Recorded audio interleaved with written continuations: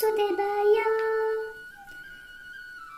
नमोई प्रभु गणनाथ कुमार देवंकर भ्रात, प्रभु हे विघ्न विनाशन कर हे गौरी नंदन। जगत कारण ठाकुर नमोई तुम्भर पयर, हे नारायण दामोदर तुम्भे तो ब्रह्मांड ईश्वर। कोटि कोटि मु नमस्कार करुछि तुम्भरी पयर, शरण पद्म पादे मुहि भबु धर भावग्राही।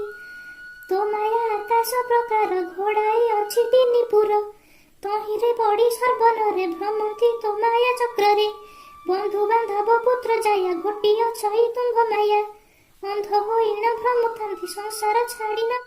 तुम्भर दया जागु होए से सर्वमणे मिथ्या प्राय, ज्ञान उपजई ताहार तो माया बंधु हुए पार।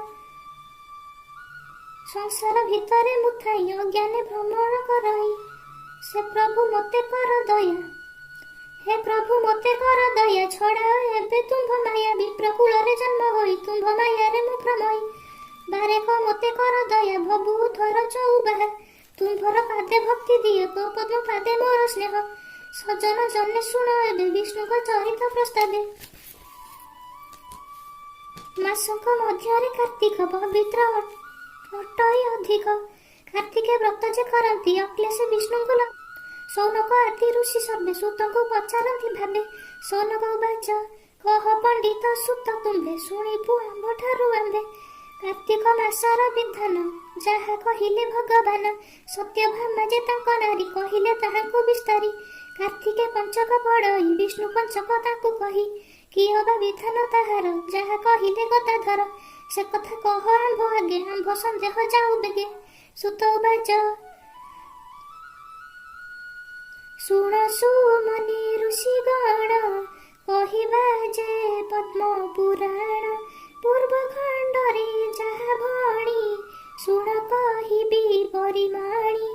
पूर्वे सत्य भामागरे जहा कहिले गदाधरे। मु ताहा कहि बहि शुण मन संयमे ऋषि गण। श्री सत्यभामा उवाच शुण हे जगत ठाकुर, शरण मु तुम्भ पादर। मोहर पूर्व जन्मवाणी आश्चर्य होई नई शुणी। कार्तिक व्रते प्रीति मोर, धन्य जे महिमा तुम्भर। धन्य कार्तिक व्रत सार, ए गति होइला मोहर। 16 सहस्र तुम्भ नारी, मुहेली सौभागी तुम्भरी। तुम्भर स्नेह जेणु मोते, एबे मु देखिली प्रत्यक्षे।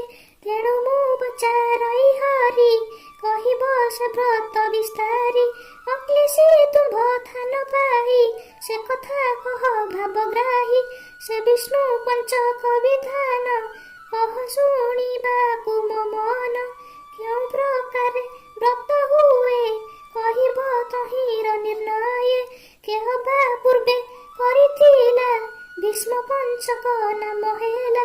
संक्षेप करिण कहिब, जेबे मोठारे दया थिब। केउ दिन से व्रत होई, कहे प्रभु भावग्राही। श्री कृष्ण उवाच कृष्ण कहन्ति शुण प्रिय, कार्तिक व्रतर निर्णय। कृष्ण प्रतिप ठारू होई पौर्णमी दिवसे बढ़ई। 30 दिन व्रत होई सबु व्रतंग श्रेष्ठ एही। शुण ग प्रिय व्रत सार पंचक पढ़ई तहिर। शुक्ल एकादशी आरंभ पौर्णमी दिन रे बढ़िब। पंचगव्य से 5 दिन, रात्रु करिब प्राशन, रात्र शेषरु करि स्नान।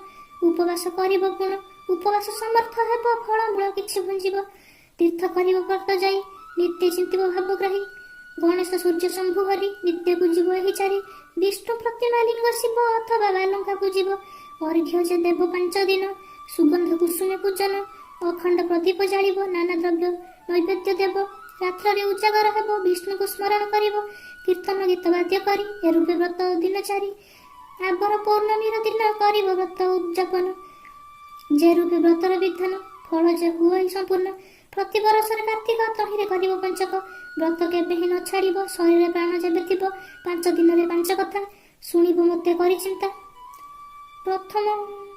प्रथम दिनर कथा न शुणब करि।